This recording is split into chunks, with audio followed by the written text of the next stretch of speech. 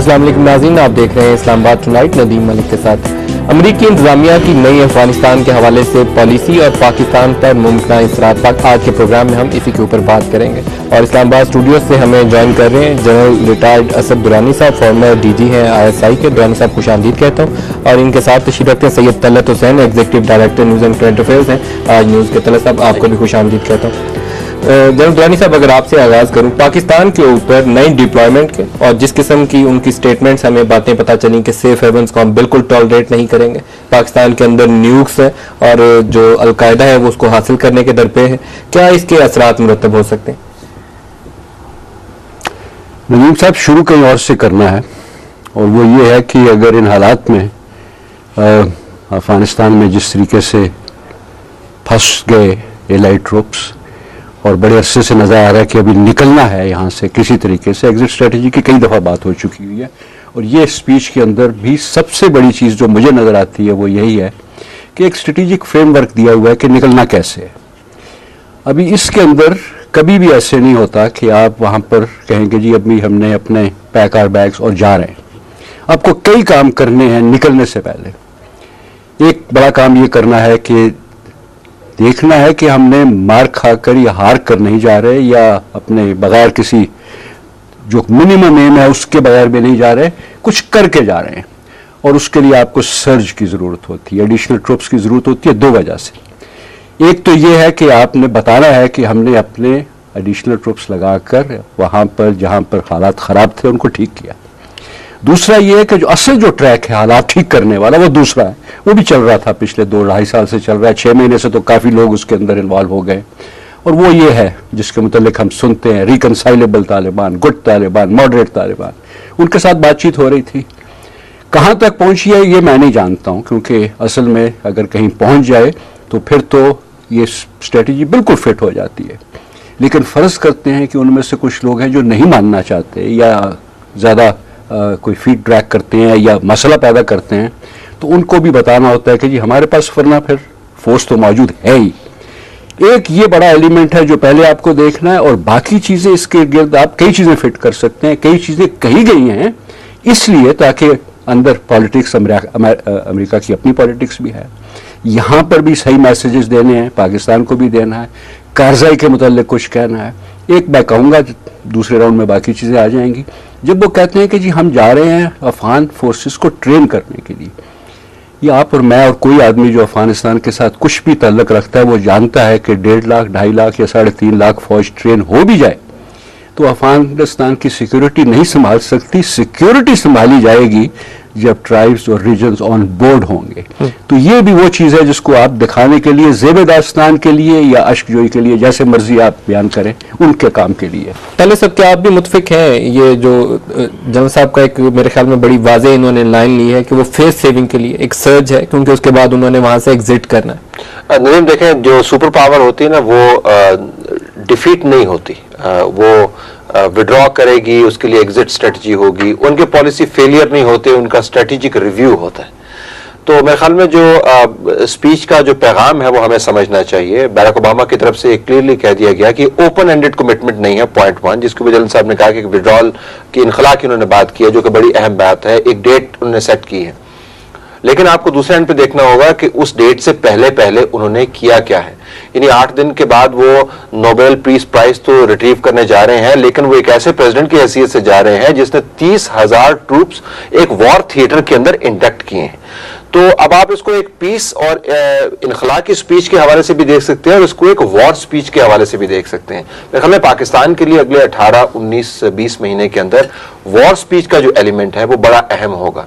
यकीनन हम इनखला के ऊपर तो नजर रखेंगे, लेकिन जो उन्होंने सर्च करनी है उसका जो एडवर्स इंपैक्ट पाकिस्तान के ऊपर उन 18 महीनों में हो सकता है वो बहुत ज्यादा है। एक हाथी है जो अब उठकर निकलना चाह रहा है, उसके उठते उठते ही और सूंड घुमाते घुमाते भी बहुत कुछ तबाह भी हो सकता है। तले साहब, एक वो रशियन जो यहाँ पे जनरल थे 1982-83, उनका स्टेटमेंट बड़ा इंटरेस्टिंग है। उन्होंने कहा कि आइंदा आप क्या होना देखते हैं, तो उन्होंने कहा मैं बराक ओबामा को फ्रीक्वेंटली एयरपोर्ट जाते देखता हूँ, जो बॉडी बैग्स आएंगे उनको आखिरी रिस्पेक्ट देने के लिए। ये भी एक अप्रोच है कि ओबामा ने शायद वो वियतनाम दूसरा बना दिया। जी, जब भी आप सर्च करेंगे, ट्रूप्स की सर्च होगी, तालिबान के स्पोक्समैन की तरफ से आपने अभी स्टेटमेंट सुनी ली, उन्होंने कहा है जी कि हम खुशामदीद कहते हैं, हम भी अपनी मज़ाहमत को बढ़ाएंगे और मुजाहिदीन को रिक्रूट करेंगे। बॉडी बैग्स तो होंगे, जब वायलेंस बढ़ेगा तो अटैक भी होंगे और किलिंग भी होगी, लेकिन इसके साथ साथ जिसका जिक्र हो रहा था कि एक उन्होंने डोर नेगोशिएशंस के लिए भी ओपन छोड़ दिया है। देखिए, तालिबान भी अपना बहुत ज्यादा नुकसान नहीं करवाना चाहते। ये कोई मिथिकल क्रीचर नहीं है तालिब या मज़ाहमतकार जो हर किस्म के हालात से मुकाबला करे। अगर अमेरिका जाता जाता इतनी तबाही कर गया कि अफगानिस्तान को 2000 साल पीछे मजीद धकेल दे, तो मेरे ख्याल में ये भी तालिबान या मज़ाहमतकारों के हक में नहीं होगा। तो उस डोर के ऊपर भी नजर रखनी चाहिए जो उन्होंने छोड़ा है। General Mirza Aslam Beg, former chief of army staff, हमें ज्वाइन कर रहे हैं। अस्सलाम वालेकुम जनरल बेग साहब। वालेकुम अस्सलाम। जनरल बेग साहब, जो अमेरिकी इंतजामिया की नई पॉलिसी है अफगानिस्तान के हवाले से, उस पे पाकिस्तान के ऊपर क्या असरात मुरतब हो सकते हैं और पाकिस्तान को खुद से क्या करने की जरूरत है कि 12 से 18 माह का अरसा जो जिसमें सर्ज है बिफोर विड्रॉल स्टार्ट्स, उसमें हमें क्या करना चाहिए? दोनों के ऊपर आपका रिएक्शन चाहूंगा। देखिए, बड़ी दिलचस्प सूरत हाल है कि जिसका मैं वो अंदाजा जो मैंने लिया है कि इसके क्या असरात होंगे, इसके पीछे क्या सोच है और ये 30,000 की फौज कमाल दिखाएगी। मैं समझता हूं कि ये अफगानिस्तान से निकलने की एग्जिट स्ट्रेटेजी का एक हिस्सा है। वरना जैसे ओबामा ने कहा है कि very vital interest of United States are involve in Afghanistan, अगर वाकई वाइटल है तो ये 30,000 फौज नाकाफी है। मैं अपने अंदाजे के मुताबिक ये कहता हूं कि अगर अफगानिस्तान में अमेरिका उनके इत्तेहादी कामयाबी हासिल करना चाहते हैं, जो कहते हैं टू विन द वॉर, कम से कम 3 लाख अवकाश से बाहर है। तो ये 30 लाख जो फौज है, दरअसल ये उनके लिए मुश्किल है कि वो एतराफ कर ले। पहले कहते हैं कि कैसे और किस तरह से वहां पे अपने जो हैं उनको करना आसान हो जाए। ये जो सर्ज की बात करते हैं, ये सिर्फ इसी मकसद के लिए, वरना कोई भी शख्स जो जरा भी फौजी मामलात को समझता है और अफगानिस्तान के पूरे इलाके को जब देखता है, तो ये कोई नहीं कह सकता कि ये 30,000 फौज कुछ तब्दीली ला सकेगी। आप जरा गौर करें कि हमारा एक छोटा सा इलाका है साउथ वजीरिस्तान, वहां हमारे 3 डिवीजन लगे और वो भी जबकि 4 माह से उस इलाके को पूरे को हिसार में लिया हुआ था, लोग वहां से खाली करके चले गए। ये 30,000 फौज लेके अगर सिर्फ 1 या 2 अफगानिस्तान के सूबों पर कंट्रोल हासिल कर ले तो बहुत बड़ी बात है। लेकिन आपने ये भी सुना होगा कि जो सरहदी इलाके हैं सब वहां से फौज ने अपनी हटा दी।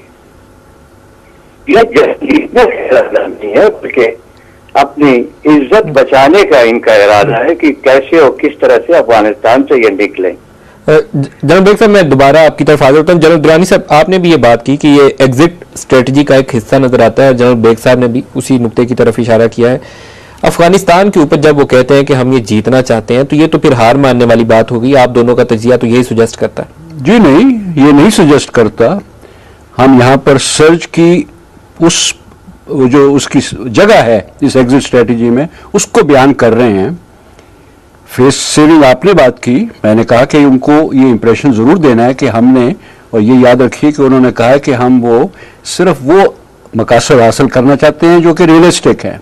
वो बड़े बड़े मकसद सब फेल हो चुके हुए हैं, वो नहीं हो सकते, उसके ऊपर करना है। तो यहाँ पर उनको दिखाना ये है कि जी हमने सिचुएशन को, इस इलाके को पैसिफाई किया। पैसिफाई करने का दूसरा तरीका है, ट्रुप्स के साथ 30,000 के साथ तो वाकई नहीं हो सकता ये, और वो करने के लिए काफी कुछ किया जा रहा था, कर रहे हैं, और वो स्कटल भी हो सकता है, लेकिन उसके ऊपर दोबारा बाद में आएंगे।